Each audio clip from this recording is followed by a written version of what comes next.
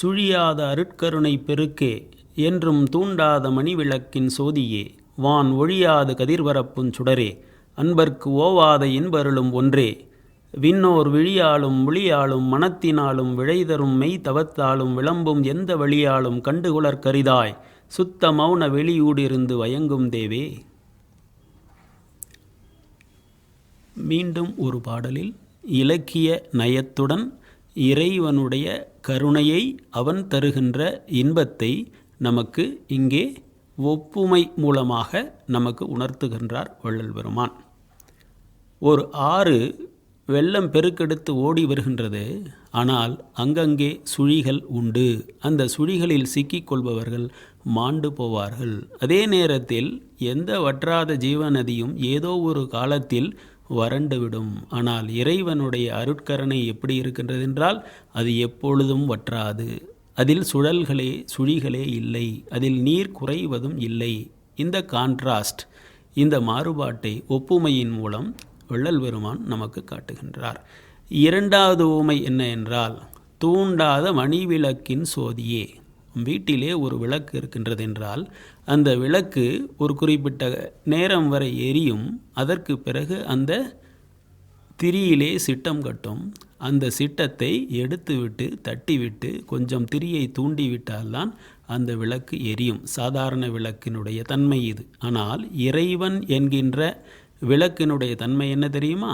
அதில் எப்பொழுதும் சிட்டம் கட்டாது, எப்பொழுதும் ஒளி குன்றாது. அதை யாரும் தூண்டவும் தேவையில்லை. ஆக தூண்டாத மணிவிளக்கு.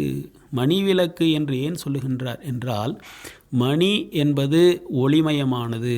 இந்த மணிவிளக்கு எங்கே இருக்கின்றது என்றால் நமக்கு இதனுடைய விளக்கத்தை திருமூல நாயனார் சொல்லுகின்றார். எவ்வாறு சொல்லுகின்றார் என்றால், நம்முடைய மெய்வாய் கண் மூக்கு என்று சொல்லப்படுகின்ற இந்த பஞ்சேந்திரியங்களும் உண்மையில் இவை அறிவு புலன்கள்தான், ஞானேந்திரியங்கள்தான், ஞான விளக்குகளாக இருக்க வேண்டியவைதான். எவ்வாறெனில், ஒரு கோயிலுக்கு நாம் சென்றால் கர்ப்பகிரகத்திற்கு முன்பு 5 விளக்குகள் இருக்கும்.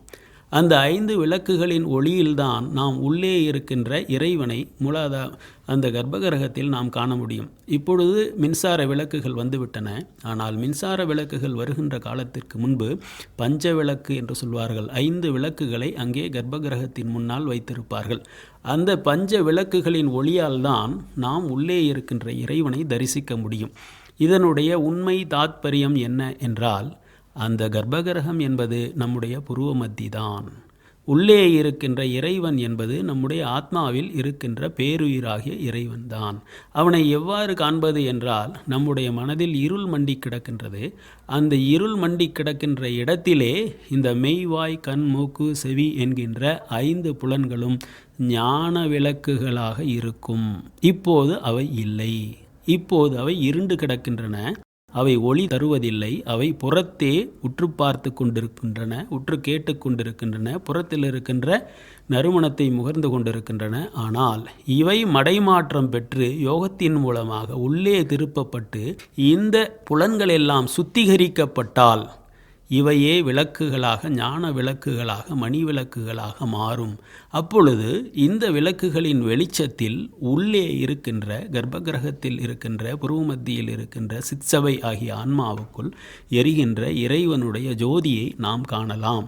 அதைத்தான் இங்கே தூண்டாத மணிவிளக்கின் சோதியே என்று சொல்லுகின்றார். வான் ஒழியாது கதிர்பரப்பும் சுடரே என்று அடுத்த ஓமையை, அற்புதமான ஓமையை வள்ளல் பெருமான் நமக்கு இங்கே கொடுக்கின்றார். வான் ஒழியாது கதிர்பரப்பும் சுடரே. வானத்திலே காலையிலே சூரியன் வருகின்றான். ஆனால் இரவில் அவன் எங்கோ போய் ஒளிந்து கொள்கின்றான். இரவில் சந்திரன் வருகின்றான். அவன் பகலில் தெரிவதில்லை. அதே நேரத்தில் அமாவாசை என்று அவனும் தன்னுடைய கதிர்பரப்பும் தொழிலை நிறுத்தி வைக்கின்றான். ஆனால் இறைவனுடைய சுடரானது எப்பொழுதும் எல்லா காலத்திலும் ஓவாது குறையாது எரிந்து கொண்டே இருக்கின்றது. வேத நூலார் என்ன சொல்லுவார்கள் என்றால், சூரியனுக்கு ஒளியையும், சந்திரனுக்கு ஒளியையும், அக்னிக்கு ஒளியையும், உலகத்தில் இருக்கிற எல்லா பொருள்களுக்கும் ஒளியையும் யார் தருகின்றார்கள் என்றால் இறைவனுடைய பேரான்மாவிலிருந்து அந்த ஒளி வருகின்றது. லைட் ஆஃப் கான்ஷியஸ்னஸ் என்று சொல்வார்கள். இறைவனுடைய அறிவிலிருந்து தான் ஒளி வருகின்றது. அது ஞான ஒளி, உயிருள்ள ஒளி, சித் ஒளி. அந்த ஒளியை கடன் வாங்கியே சூரியனும் சந்திரனும் அக்னியும் தங்களுடைய ஒளியை நிறுவுகின்றார்கள் என்பது வேத மார்க்கம். வேதத்தில் சொல்லப்பட்டிருக்கின்றது. இங்கே வள்ளல் பெருமான் அதை அழகான ஊமை மூலம் நமக்கு சொல்லுகின்றார். வான் ஒழியாது கதிர் பரப்பும் சுடரே, அன்பர்க்கு ஓவாத இன்பருளும் ஒன்றே. இந்த சுடர்களெல்லாம் சூரியனோ சந்திரனோ விளக்கோ ஒரு குறிப்பிட்ட காலம், குறிப்பிட்ட நேரம், குறிப்பிட்ட பகுதிகளுக்குத்தான் இருளை நீக்கி ஒளியை கொடுத்து இன்பத்தை கொடுக்க முடியும். ஆனால் இறைவனாகிய சுடர் அன்பர்களுடைய உள்ளத்திலே, அவர்களுடைய ஆத்மா என்கின்ற சிற்சபையிலேயே எப்பொழுதும் ஒளிர்ந்து கொண்டிருப்பதால் எல்லா காலங்களிலும் வற்றாது எப்பொழுதும் தூய ஒளியை கொடுத்து கொண்டு அவர்களுடைய வாழ்க்கையை ஒளிமயமாக ஆக்குகின்றான் என்று இங்கே ஒரு அற்புதமான ஓமையின் மூலம் இறைவனுடைய கருணையை விளக்குகின்றார். அடுத்தது இன்னொரு மாறுபாட்டை காட்டுகின்றார். விண்ணோர், மற்ற தெய்வங்கள், அது மூவராக இருந்தாலும் சரி, 33 தேவராக இருந்தாலும் சரி, அவர்களே பூமியில் இறங்கி வந்து விழியால் நயன தீட்சை செய்தாலும் சரி, மொழியால் வாசக தீட்சை செய்தாலும் சரி, மனத்தினால் விழைதரு மெய் தவத்தால் விளம்பும் எந்த வழியாலும், எந்த ஒரு மார்க்கத்தாலோ, எந்த தேவரோ, எந்த உபாயத்தால் நமக்கு இனிஷியேஷன் என்கின்ற அந்த கருணையை கொடுத்தாலும், தீட்சையை செய்தாலும், எந்த தீட்சை வழியாகவும் அந்த பரம்பொருளின் உண்மையை நாம் அறிந்து கொள்ள முடியாது என்று ஒரு கருத்தை இங்கே வைக்கின்றார். ஏன் அவ்வாறு தெரிந்து கொள்ள முடியவில்லை என்றால் அதற்கு காரணத்தை சொல்லுகின்றார். சுத்த மௌன வெளி ஊடு இருந்து வயங்கும் தேவே.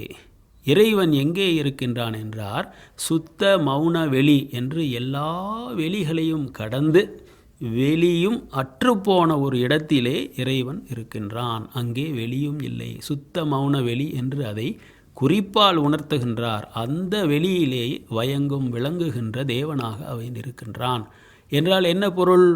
ஏதோ ஒரு வெளி, ஏதோ ஒரு காலத்தினுடைய பகுதியில் இந்த விண்ணோர்கள் எல்லாம், தேவர்கள் எல்லாம் இருக்கின்றார்கள். அவர்கள் காலத்தை கடக்கவில்லை, அவர்கள் வெளியை கடக்கவில்லை.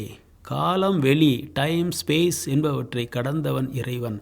காலத்தையும் வெளியையும் கடக்காத சாதாரண விண்ணோர்கள், தேவர்கள், அவர்கள் மனிதர்களுக்கு செய்கின்ற எந்த விதமான ஒரு தந்திரத்தாலோ, நெறியாலோ, யோகத்தாலோ, தவத்தாலோ இறைவன் என்கின்ற முழுமுதற் பொருளை, அந்த சுடரை, பரஞ்சுடரை மனிதர்கள் அடையவே முடியாது என்பதை மிக அழகாக இங்கே வள்ளல் பெருமான் காட்டுகின்றார். இதனுடைய உண்மை என்ன என்றால், புறத்திலிருந்து அந்த தெய்வம் நம்மை காப்பாற்றும், இந்த தெய்வம் நம்மை காப்பாற்றும் என்று மானுடர்களே அலையாதீர்கள். உங்களுடைய உள்ளத்துக்குள், உங்களுடைய ஆத்மாவுக்குள் என்றும் நிறைந்த சுடராக, ஞான பானுவாக இறைவன் பிரகாசித்து கொண்டிருக்கின்றான். அவனை நேரடியாக நீங்கள் வணங்குங்கள், அன்பர்களாக மாறுங்கள், இறைவன் மீது அன்பு செலுத்துங்கள். எல்லா அறிவையும், எல்லா அருளையும், எல்லா ஆற்றலையும், எல்லா இன்பங்களையும் தரத்தக்க ஒரே ஒரு தெய்வம் அந்த மகாதேவனே என்று இந்த பாடலின் மூலம் வள்ளல் பெருமான் அவர்கள் நமக்கு உணர்த்துகின்றார்கள்.